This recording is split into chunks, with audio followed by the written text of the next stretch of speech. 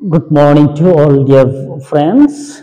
Really, it is another opportunity for us to see some exercise that I have given you some rules to do or to answer the questions of narration.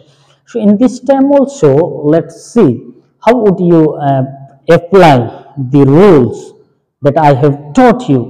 So এই সময় আমি দেখাতে চাই যে কিভাবে আমরা প্রশ্নগুলো উত্তর করব। যদি এটা সেন্টেন্স ওয়াইজ দেওয়া আছে, এই সেন্টেন্স ওয়াইজ কে আমরা আগে প্র্যাকটিস করি, তারপর আমরা প্যাসেজ নারেশনগুলো আমরা কিন্তু উত্তর করার চেষ্টা করব। সো এখানে এই সেন্টেন্সগুলো দেওয়া হয়েছে, এই সেন্টেন্সটাকে আমরা কিভাবে আমরা উত্তর করতে পারি। সো এখানে দেওয়া আছে, দেখেন, he said to me I have given you much trouble. এই সেন্টেন্সটাকে আমরা কিভাবে ইনডাইরেক্ট স্পিচ করতে পারি আমি সেটা দেখাচ্ছি। তো প্রথম আমরা জানি যে প্রথম আমাদের কি করতে হবে, রিপোর্টিং ভার্বের সাবজেক্ট কিন্তু যেমন আছে তেমনই থাকবে, কখনো পরিবর্তন হবে না। তাহলে এখানে হি আছে, আমি কিন্তু হিটা লিখলাম, কিন্তু যখন আমরা রিপোর্টিং ভার্বটি লিখতে যাব তার আগে আমাদেরকে কিন্তু ভাবতে হবে। এই রিপোর্টিং ভার্ব কিন্তু সব সময় চেঞ্জেবল, এটা কিন্তু পরিবর্তন হবে। এই পরিবর্তন হওয়ার কারণ হলো সব সময় রিপোর্টেড স্পিচটির উপরে নির্ভর করে কিন্তু এটা পরিবর্তন হয়। তাহলে যদি রিপোর্টেড স্পিচ অ্যাসার্টিভ সেন্টেন্স থাকে তাহলে কিন্তু এখানে রিপোর্টিং ভার্বটি হবে সে, সেড বা টেল, টোল্ড হবে। তাহলে এখানে কি হবে, এখানে সে, সেড বা টেল, টোল্ড আমরা কিন্তু লিখতে পারি। তাহলে এখানে যদি রিপোর্টিং ভার্বের আবার যদি অবজেক্ট থাকে, এই অবজেক্ট মি, তাহলে সাধারণত এখানে কিন্তু আমরা টোল্ড ব্যবহার করি। আর এই টুটা আমরা বাদ দেই, তাহলে এখানে করলাম মি। এই কাজটা কিন্তু এখানে আমরা কমপ্লিট করলাম। তাহলে জিনিসটা বোঝা গেছে, রিপোর্টিং ভার্বটি পরিবর্তনযোগ্য। যদি রিপোর্টেড স্পিচের স্থলে অ্যাসার্টিভ সেন্টেন্স থাকে তাহলে কিন্তু এই রিপোর্টিং ভার্বটি কি হয়ে যাবে, সে, সেড হতে পারে বা টেল, টোল আমরা লিখতে পারি। টেল, টোল আমরা তখনই লিখবো যখন আমরা রিপোর্টিং ভার্বের অবজেক্টটা দেখতে পাবো। তাহলে এটা লিখলাম। তারপরে কি করব, দ্বিতীয়ত আমরা এই ইনভার্টেড কমাটা কিন্তু আমাদেরকে পরিবর্তন করতে হবে, সেটা অবশ্যই আমাদেরকে পরিবর্তন করতে হবে।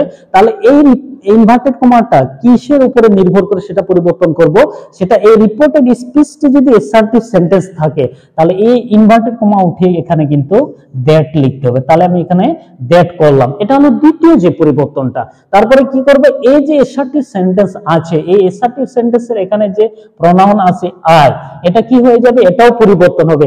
তাহলে যদি এখানে ফার্স্ট পারসন থাকে, মূলত আমরা ফার্স্ট পারসন যদি থাকে তাহলে সবসময় কি করবে, সেটা রিপোর্টিং ভার্বের সাবজেক্টকে কিন্তু নির্দেশ করবে। তাহলে এই সাবজেক্টটা আছে হি, সাধারণত আমরা এখানে তাহলে নামাই দেব এই আয়ের জায়গাটা হি। এটা হলো তৃতীয় যে পরিবর্তন। এখানে কি হলো, টেন্সের পরিবর্তন আছে, এটা হলো প্রেজেন্ট পারফেক্ট টেন্স, এটা কিন্তু পাস্ট পারফেক্ট টেন্সে চলে যাবে। তাহলে কি হবে এখানে, তাহলে এখানে হবে হ্যাভ আছে, তাহলে এখানে পাস্ট পারফেক্ট টেন্স হলো subject plus had plus verb 3। তাহলে এখানে করলাম ভার্ব 3 লিখে দিলাম।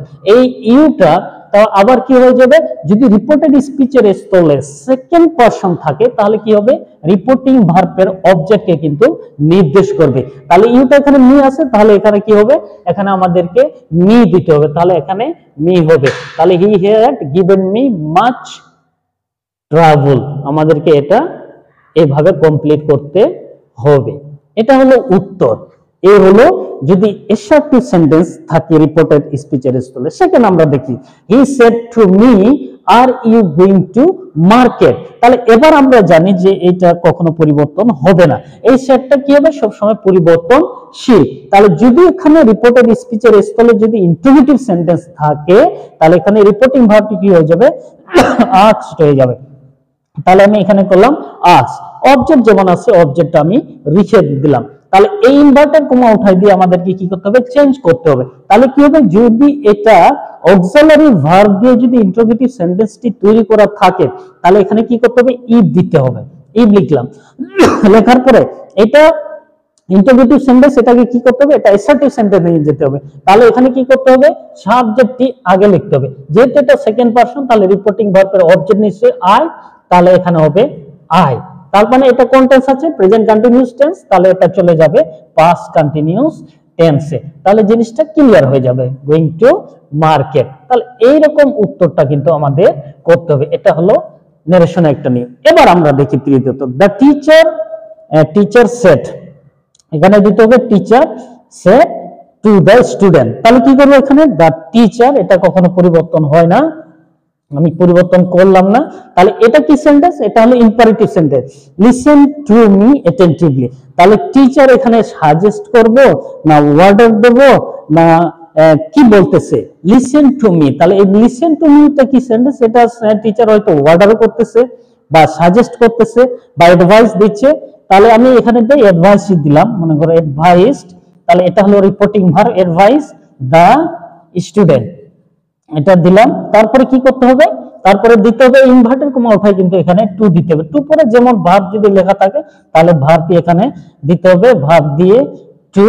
এই মিটা কি হবে? এটা সাবজেক্টকে নির্দেশ করে, তাহলে মিটা হিম দিতে হবে, হিম দিয়ে এই যে অ্যাটেনটিভলি এটা করতে হবে। তাহলে কিন্তু উত্তরটা অনেকটা সুন্দর হবে। এইভাবে আমাদেরকে উত্তর করতে হবে। এটা হলো সেন্টেন্স ওয়াইজ নারেশন গুলো, আমরা কিন্তু এরকম উত্তর করতে পারি। এরপরে বাকি যে সেন্টেন্স গুলো আছে এভাবে আমরা যদি প্র্যাকটিস করতে থাকি তাহলে কিন্তু অনেক তাড়াতাড়ি আমাদের ভালো হবে উত্তরগুলো। Thank you.